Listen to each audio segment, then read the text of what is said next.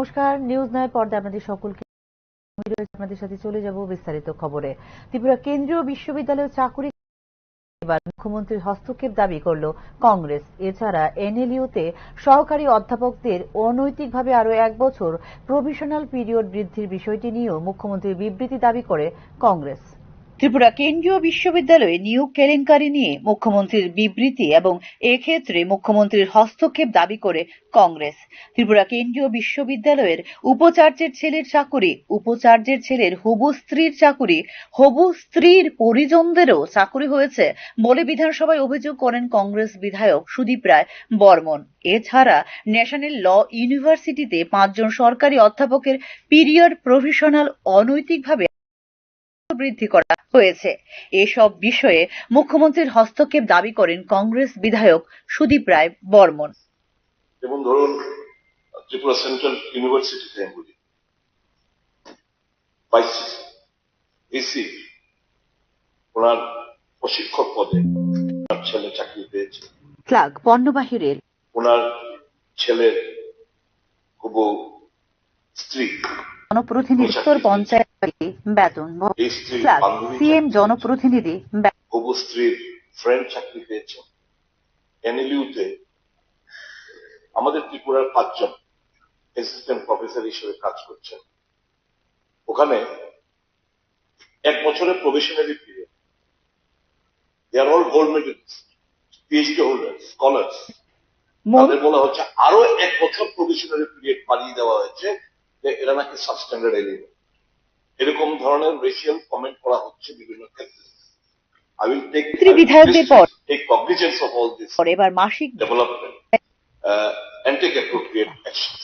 This is unbearable. মেধাবী ছাত্রছাত্রীরা সুযোগ পাবে না। বহিরাগত মন্ত্রী বিধায়কদের পর এবার স্টেটগুলো থেকে এসে they will take the advantage. That is not going to happen anymore. You please ensure that. এবং এই ব্যাপারে আপনার হস্তক্ষেপ এবং স্টেটমেন্ট দাবি করছি। ধন্যবাদ। অধ্যক্ষ মহোদয়, নিয়োগ এবং চাকুরির বেনিয়ম নিয়ে মুখ্যমন্ত্রীর হস্তক্ষেপের বিরোধী দলের দাবি গ্রহণ করেন মুখ্যমন্ত্রী ডক্টর মানিক সাহা। এইসব বিষয়ে খবর নেওয়া হচ্ছে। আইন অনুযায়ী এক্ষেত্রে পদক্ষেপ নেওয়া হবে বলে প্রত্যুত্তরে বিধানসভায় জানিয়েছেন মুখ্যমন্ত্রী ডক্টর মানিক সাহা। এখন যে বিষয়টা বলেছেন আমার উপচেরও আছে। আমি অলরেডি বিষয়টা নিয়ে, কারণ ডাইরেক্টলি হাত দেওয়া যাবে না, কালকে যেরকম বিষয় হয়েছিল এক্স্যাক্টলি আমি আমার মতো করে আমি খবর নিচ্ছি। যেখানে আইনের মাধ্যমে আমি হস্তক্ষেপ করতে পারি, নিশ্চয়ই আমি সেটা আরো বিশদভাবে আরো খবর আমি। ওকে, ফাইন। ত্রিপুরা কেন্দ্রীয় বিশ্ববিদ্যালয়ে নিয়োগ কেলেঙ্কারি নিয়ে নড়েচড়ে বসেছে কেন্দ্রীয় সরকারও। এই ক্ষেত্রে উপাচার্য এবং রেজিস্ট্রার এর উপর উঠছে অভিযোগ।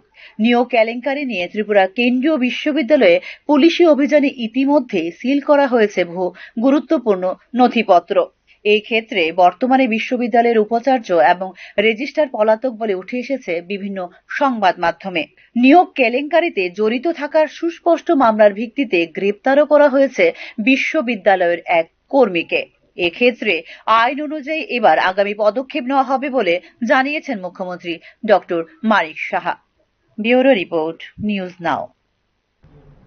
এনএসএস এর 75তম বর্ষপূর্তি উপলক্ষে একটি জনসচেতনতামূলক র্যালি বের করা হয়।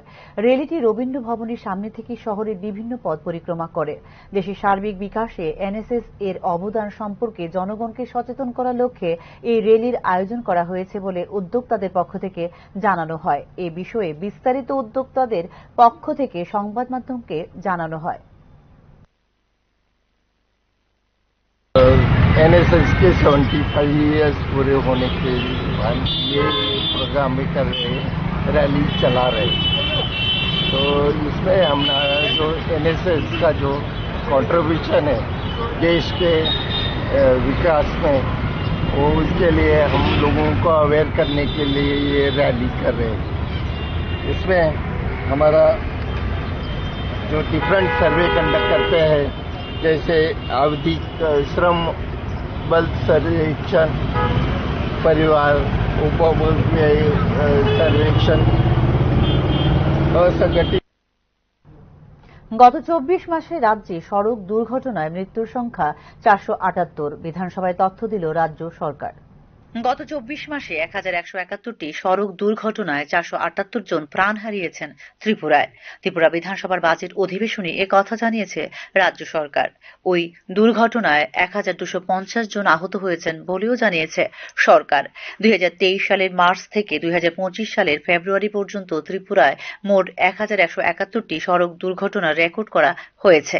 এই দুর্ঘটনায় 478 জন প্রাণ হারিয়েছেন এবং 1250 জন আহত হয়েছেন বলে জানিয়েছে সরকার। রাজ্য স্বরাষ্ট্র বিভাগের একটি প্রতিবেদন অনুসারে 2020 থেকে 2023 সালের মধ্যে প্রতি মাসে ত্রিপুরার রাস্তায় যানবাহন চলাচল করেছে কমপক্ষে 90,000। একই সময়ে অন্যান্য রাজ্য থেকে রাজ্যে প্রবেশ করছে আরো 10,000 যানবাহন।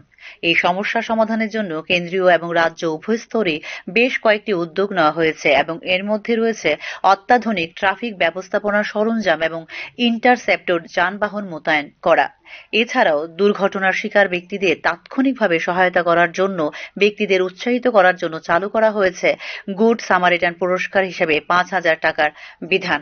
উল্লেখ করা যেতে পারে, সড়ক দুর্ঘটনায় মৃত্যুর হার বার্ষিক 10% কমানোর জন্য রাজ্যকে নির্দেশ দিয়েছে সুপ্রিম কোর্টের সড়ক নিরাপত্তা কমিটি। ব্যুরো রিপোর্ট, নিউজ নাও। সোমবার বিধানসভা অধিবেশন চলাকালীন বিরোধী দলনেতা জিতেন্দ্র চৌধুরীকে লক্ষ্য করে মন্ত্রী রতনলাল নাথের জাত নিয়ে কটূক্তি করার পরিপ্রেক্ষিতে রাজ্যের বাম সংগঠনগুলোর পক্ষ থেকে সাংবাদিক সম্মেলন করে এর তীব্র নিন্দা ও ধিক্কার জানানো হয়। বিধানসভা অধিবেশনে চলাকালীন শাসক দলের মন্ত্রী ও বিধায়করা রাজ্যের বেকারদের কর্মসংস্থানের বিষয়ে বা স্কুলগুলোতে শিক্ষকের অভাবে ছাত্রছাত্রীদের পড়াশোনা ব্যাহত হওয়ার বিষয় নিয়ে এবং কলেজে শিক্ষকের অভাবে ছাত্রছাত্রীরা বছরের পর বছর পরীক্ষায় ফেল করে রাস্তায় নেমে আন্দোলন করলে তাদের পাশ করিয়ে দেওয়া হচ্ছে। এসব বিষয় নিয়ে কেউ মুখ খুলেননি, বরং বিরোধী দলের পক্ষ থেকে বিরোধী দলনেতা জিতেন্দ্র চৌধুরী এসব বিষয় উত্থাপন করলে মন্ত্রী রতনলাল নাথ তাকে জাত তুলে কটাক্ষ করে অপমান করেন বলে ক্ষোভ প্রকাশ করা হয়েছে রাজ্য বাম সংগঠনের পক্ষ থেকে। বাম সংগঠন এসএফআই, টিএসইউ, ডিওয়াইএফআই ও টিওয়াইএফ এর পক্ষ থেকে মন্ত্রী রতনলাল নাথের এই মন্তব্যের তীব্র বিরোধিতা ও নিন্দা জানিয়ে রাজ্যব্যাপী আন্দোলন গড়ে তোলার আহ্বান জানিয়েছেন ডিওয়াইএফআই এর রাজ্য সম্পাদক নবারুণ দে। যখন এর বিরুদ্ধে কথা বলেন, দুর্নীতির ইস্যুতে যখন চেপে ধরার চেষ্টা করছেন বিরোধী দল নেতা, ঠিক তখনই আক্রমণাত্মক হয়ে জাত নিয়ে কটাক্ষ করছেন। ফলে দুর্নীতির বিরুদ্ধে কথা বলা যাবে না বিধানসভায়, কর্মসংস্থান নিয়ে কথা বলা যাবে না, নেশার বিরুদ্ধে কথা বলা যাবে না, বললেই মেলার মাঠে ঢুকিয়ে দেওয়া হবে সমাজদ্রোহী ভাষায় আক্রমণ, জাত নিয়ে কটাক্ষ করছেন। আমরা এই ধরনের পবিত্র বিধানসভায় মানুষের স্বার্থে কথা না বলে সমাজদ্রোহীদের উৎসাহিত করা, বিবেককে উৎসাহিত করা, সাম্প্রদায়িকতাকে উৎসাহিত করার যে নীতি শাসক বিজেপি গ্রহণ করেছেন, আমরা তার নিন্দা জানাচ্ছি এবং এর প্রতিবাদে গোটা রাজ্যের সমস্ত অংশের মানুষকে রাস্তায় নেমে প্রতিবাদ করারও আমরা আহ্বান জানাচ্ছি। এখনকার মতো সংবাদ এই পর্যন্তই। পরবর্তী সংবাদ দেখতে চোখ রাখুন নিউজ নাওয়ের পর্দায়। নমস্কার।